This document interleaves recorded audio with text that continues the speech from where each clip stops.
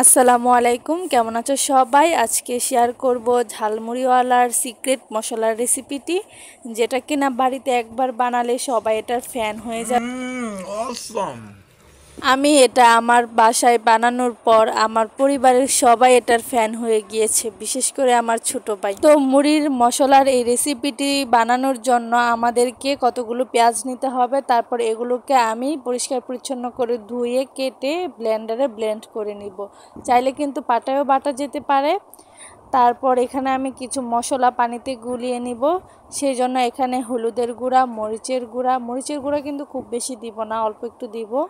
তারপর হচ্ছে ধনিয়ার গুঁড়া, জিরার গুঁড়া, আর হচ্ছে অল্প সামান্য একটু গরম মশলার গুঁড়া দিয়ে দিব। আর এরপর দিব লবণ। লবণটা এখানে আমি একটু কমই দিব, কারণ আরও 2বার আমি লবণ ব্যবহার করব। তারপরে এই মশলাটাকে পানিতে গুলিয়ে একটা সাইডে রেখে দিব। এরপর চুলায় একটি কড়াই বসিয়ে হাফ লিটারের থেকে একটু কম তেল দিয়ে দিব। তারপর হচ্ছে এই যে পেঁয়াজ বাটাটা এখানে আমি দিয়ে দিব।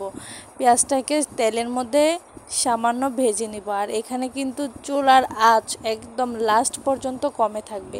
এরপর এখানে আদা রসুন বাটা দিয়ে দিব, দিয়ে এটাকে ভালো মতো ভেজে নেব। আর যে মশলাটা গুলিয়ে রেখেছিলাম সেটা এখানে দিয়ে দিব, দিয়ে এটাকে কিছুক্ষণ কষিয়ে নিব। তারপর এই যে মশলা ধোয়ার বাটিটা আছে না, সেটা ধুয়ে একটু সামান্য পানি দিয়ে এটাকে কষিয়ে নিব কিছুক্ষণের জন্য। আর হ্যাঁ, এখানে কিন্তু আমি এক্সট্রা করে আর কোনো পানি দিব না। এখানে এই তেলের মধ্যেই মশলাটাকে ভালোভাবে রান্না করে নিব।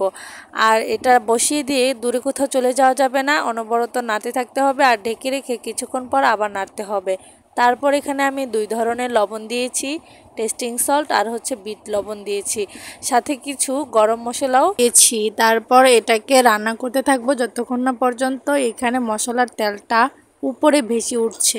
মানে রান্না করতে করতে দেখা যাবে যে মশলাটা নিচে পড়ে রয়েছে আর তেলটা উপরে ভেসে উঠছে। এমতো অবস্থায় বুঝতে হবে যে আমাদের মশলাটা বানানো হয়ে গিয়েছে। মশলাটা চুলা থেকে নামানোর কিছুক্ষণ আগে আমাদেরকে এই যে চটপটির মশলা দিয়ে দিতে হবে। তারপর এটাকে নেড়েচেড়ে নামিয়ে নিব। আর এই যে দেখতেই পাচ্ছেন যে আমার মশলাটা একদম তৈরি হয়ে গিয়েছে। আর এই তো এটাই আমার মশলার ফাইনাল লুক। এই যে এখানে দেখতেই পাচ্ছেন যে মশলাটা নিচে আর তেলটা উপরে ভেসে আছে। এই অবস্থায় আমার এই মশলাটা কিন্তু নর্মাল তাপমাত্রায় প্রায় 15 দিনের মতো ভালো থাকবে। আর খুব বেশি দিন খেতে চাইলে আপনাদেরকে ফ্রিজে সংরক্ষণ করে রাখতে হবে।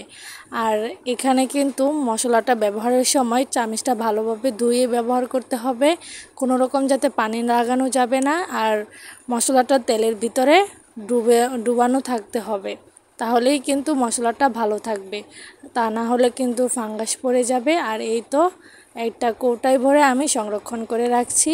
আর এখানে দেখতেই পাচ্ছেন মশলাটা নিচে আর তেলটা উপরে আছে। এমতো অবস্থায় মশলাটা কিন্তু দীর্ঘদিন ভালো থাকার সম্ভাবনা রয়েছে। তবে খুব বেশি তাপমাত্রা থাকলে এটাকে ফ্রিজে সংরক্ষণ করাই ভালো। আর এই তো এখন আমি মশলাটা দিয়ে মুড়ি মাখিয়ে আপনাদেরকে পরিবেশন করে দেখাবো।